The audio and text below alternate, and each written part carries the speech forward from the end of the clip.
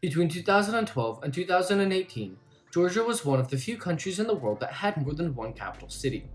During this time, while the president's residence, the Supreme Court, and every ministry was located in Tbilisi, the Georgian parliament was located in a new building in Georgia's then second largest city, Kutaisi.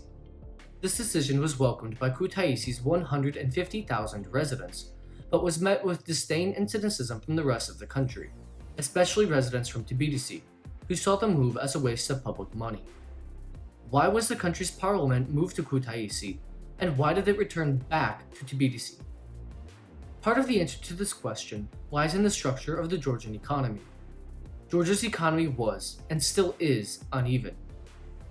By the time the new parliament was opened on May 26, 2012, Kutaisi's airport, now the second busiest in Georgia, hadn't even opened yet.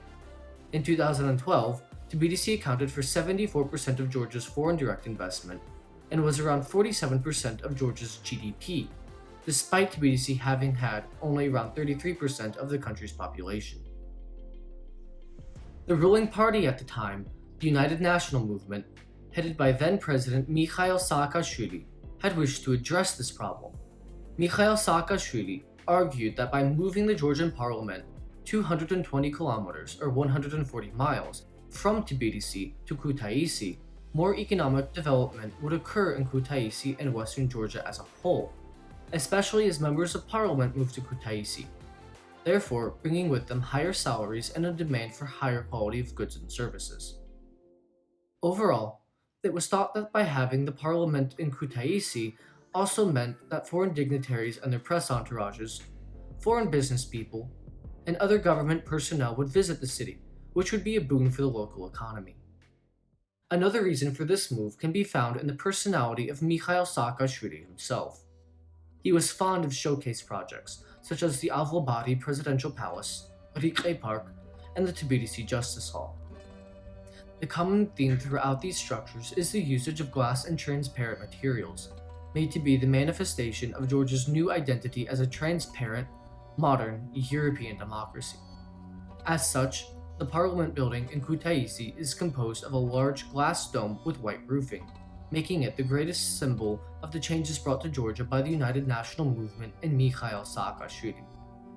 One final theory is that, despite Saakashvili's desire for a transparent government, he actually wanted to move the parliament away from the rest of the Georgian government to reduce its efficiency and influence within the government. One final theory is that, despite Saakashvili's desire for transparency, he actually moved the parliament away from the rest of the Georgian government to reduce parliament's efficiency and influence.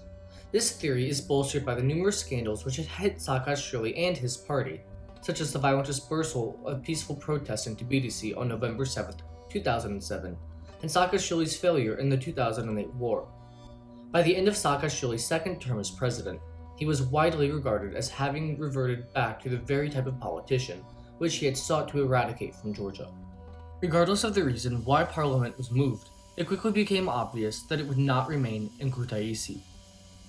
In 2012, the United National Movement became a minority party in parliament, and in 2013, its presidential candidate lost as well, effectively sealing the fate of the Kutaisi parliament building. The return of parliament from Kutaisi to Tbilisi rests in the nature of Georgian politics. The current governing party of Georgia, the Georgian Dream Democratic Georgia Coalition, dislikes the United National Movement and largely saw the move to Kutaisi as Saakashvili having meant to diminish the power of the Georgian parliament.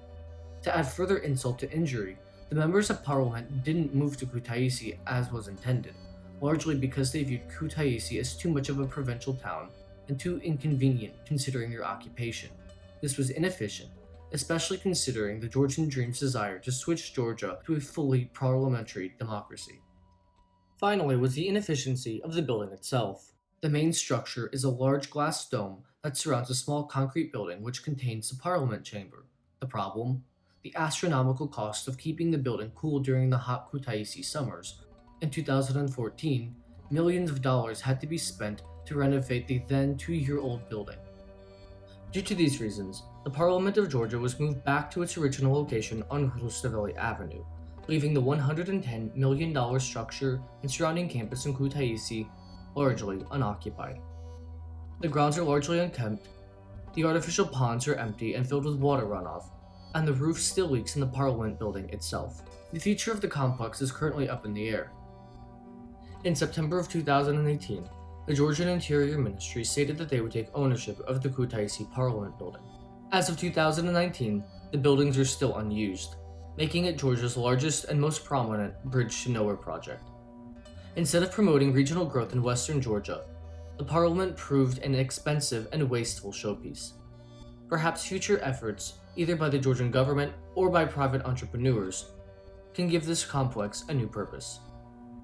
For more information about Kutaisi, Imereti, Western Georgia, or Georgia as a whole, visit our website www.visiting-georgia.com. Thanks for watching.